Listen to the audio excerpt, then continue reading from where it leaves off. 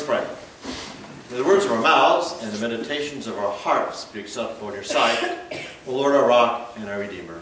Amen. So welcome to the year 2013, brand new year. 2012 is all done with. Hallelujah for that. 2013 has begun. So if you're like a lot of people, you've made some resolutions for the new year, resolving to do some things differently. My guess is an awful lot of people, because this is usually pretty high on the list, is that a lot of people are resolving to lose weight. That's usually really big on the list of resolutions. Well, maybe they're using the word big when you talk about losing weight. It's not a good idea when you talk about resolutions. Let's just say losing weight looms large on the list of resolutions. Well, maybe looming large also isn't too appropriate. Losing weight is like in the top 3 of resolutions for the new year. That sounds bad. Top 3. That sounds all right. And really, not a bad way of doing things. Starting new things. And everybody is kind of on the same page. It's a new year for like everybody, and everybody's talking about resolutions. So everybody's kind of in it together. It's kind of a community thing. What's your resolution? What are you going to do? What new thing are you trying to prove yourselves? So, what does life have to explore for you? So it's kind of cool that we're all kind of in this resolution thing together, because it is a new year, so we all get to try something new. So we all know that the years do slip by awfully fast. And if we keep doing the same thing we've always done before, pretty soon another year's gone, and we think, well, where'd that year go? And how come I didn't try anything new that year? I can't wait another year to let another year go by. I got to do something different, to explore something different with my life.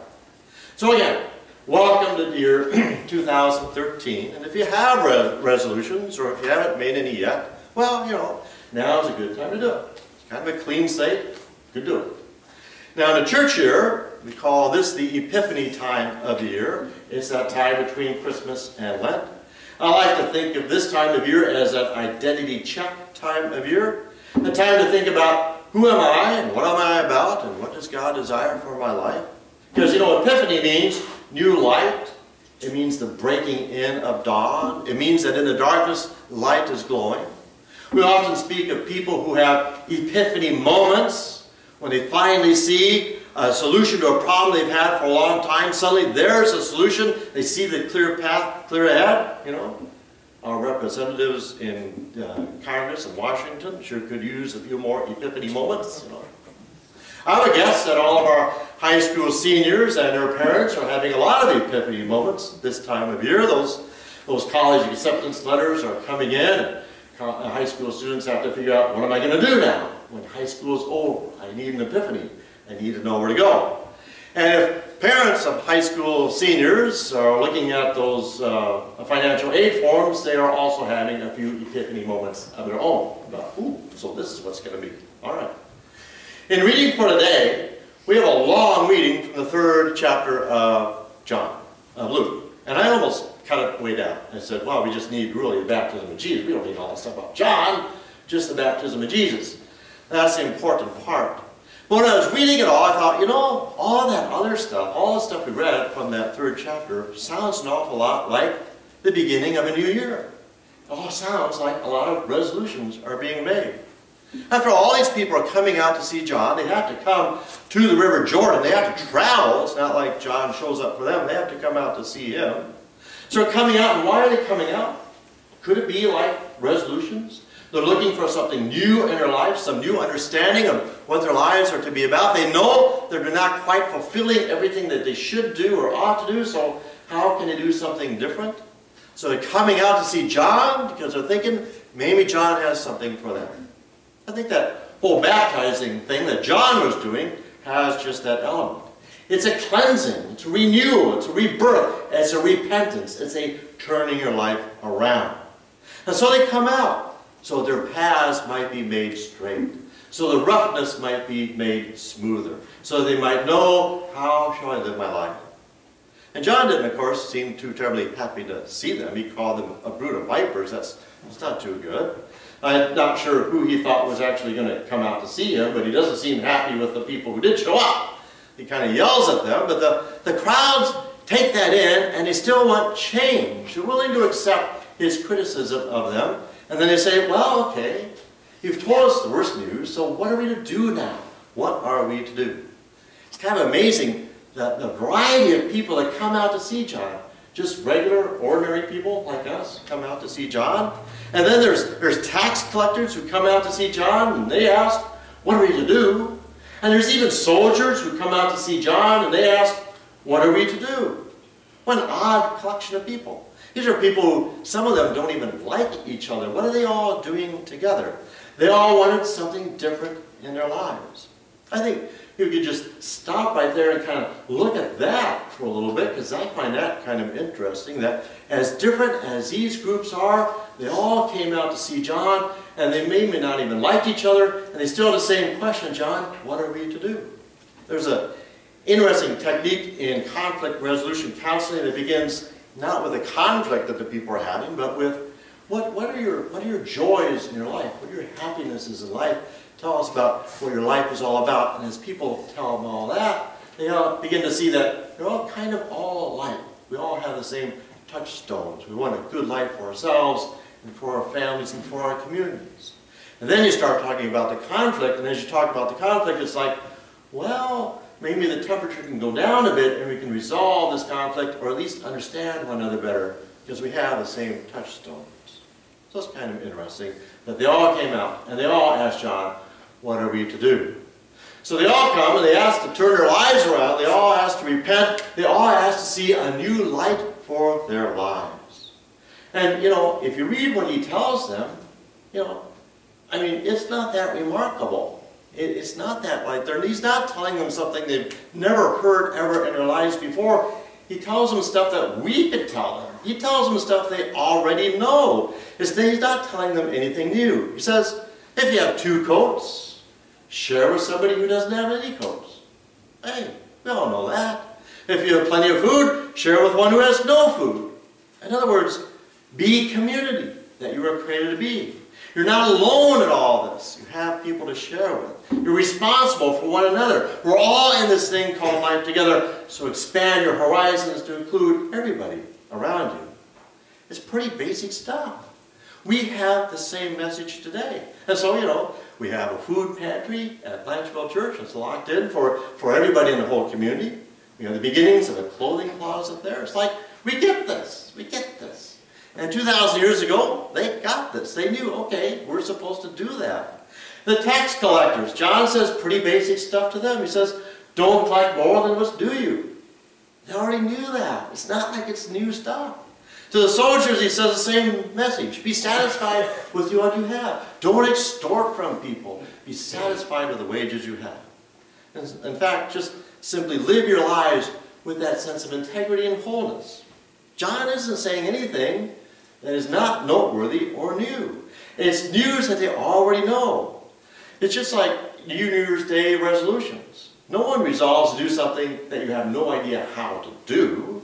You don't say, well, I resolve I will be a brain surgeon. It's like, well, that's not going to happen. You don't know how to do that. So we resolve to lose weight, something we actually know how to do. We resolve to save money, to pay off some debts, to try a new hobby, to do other exercises, do something that we think, this might be fun, I kind of know how to do this. It's just in the doing that it gets a little bit tricky, isn't it? That's when we get in the way of ourselves and our best intentions. You all know that if you have 2 coats, you always should give to somebody who has none, and you say, okay, I can do that, that's pretty sad. If I have 2 coats, yeah, I'll give to somebody who doesn't have any coat. And then you begin to think, now wait a second, I kind of like my other coat, you know. Sometimes I need, that color goes for me, so I need that other coat. And really, how come that person doesn't have a coat? I mean, maybe if you just get a job, you know, they'd have to be able to buy that. Maybe I'm enabling them by giving them a coat. I think it's best I don't give them a coat. I don't do that. See how we get in the way of ourselves? And be satisfied with what you have and don't take more. Well, that sounds really good, you know, but if the cashier at the grocery store gives me a bit more change than I should really get, and I know it, but she doesn't, well, maybe I'll correct her, but then again, you know, how many times in my life have I been shortchanged by that same cashier? And who really knows? It all works out in the end, all evens out. Doesn't it be okay? Right? And I know it's tax time, right? It's tax time pretty soon. Do we know what tax code is yet? Does it come in clear? It's tax time, And you think to yourself, you know, I went on a trip and I drove through a city and I saw a church and I started thinking about church, and I'm a pastor, so I think I can take that whole trip off as a deduction because I was kind of really doing work because I was thinking about church. So that's really work. And really, like the government's not really spending my money the way I want them to anyway, and they'll never miss that $100, so everything will be okay, right? You're not taping this, are you? Oh yeah. But see, that's how it goes, isn't it? We rationalize things. We can convince ourselves that, yeah, we have the best intentions, but really, maybe we'll throttle it back again. We don't need a new year. We don't need John the Baptist telling us what to do. We already know what to do. The trick is, how do you pull it off? And this is when we get to the baptism of Jesus, okay? Because the baptism of Jesus is way different than all the other baptisms that John is doing. The baptism of Jesus doesn't have a single thing to do with repentance or with resolutions. It has nothing to do with what you already know you ought to be doing, and it just has to do with stop getting in the way of yourselves. The baptism of Jesus has to do with epiphany. The baptism of Jesus has to do with identity. It has to do with the light dawning on a new day, the rough paths being made smooth, the crooked path being made straight. When Jesus was baptized, something happened to him that didn't happen to anybody else who was being baptized that day. There was an affirmation in Jesus' baptism as to who he was. At the end of Jesus' baptism, a dove came down, the voice of God spoke and said to Jesus 3 things. And I've repeated this like forever, right? 3 things. You're my son. I love you, and I am pleased with you. Kid, you knocked my socks off. I am so pleased with you. With that as his identity, Jesus just took off. He didn't need resolutions. He didn't need any of that because he had that affirmation. He just took off. Call 12 disciples, done. Got that off the list. Temptations in the wilderness, no problem. Got those solved. Feed 5,000, easy as pie. Heal 10 lepers, well, why not heal 100? This is Epiphany season for us. It's not resolution season for us. It's Epiphany season. We will fail every resolution we ever make because we always get in the way of ourselves. But the Epiphany is just this. In our baptism, we are also told that God's relationship with us is the same as God's relationship with Jesus. It's based solely on love.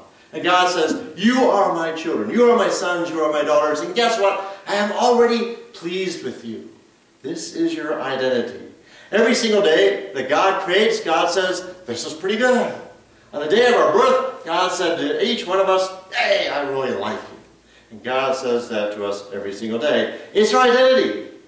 So those resolutions that we make, yeah, we're going to get in the way of ourselves to carry those out. But with our connection with God, we have the power and the ability to perform them, to actually carry them through. Knowing that our lives are not dependent upon us, but our lives are dependent upon God, who will always give us the power of love to carry it out.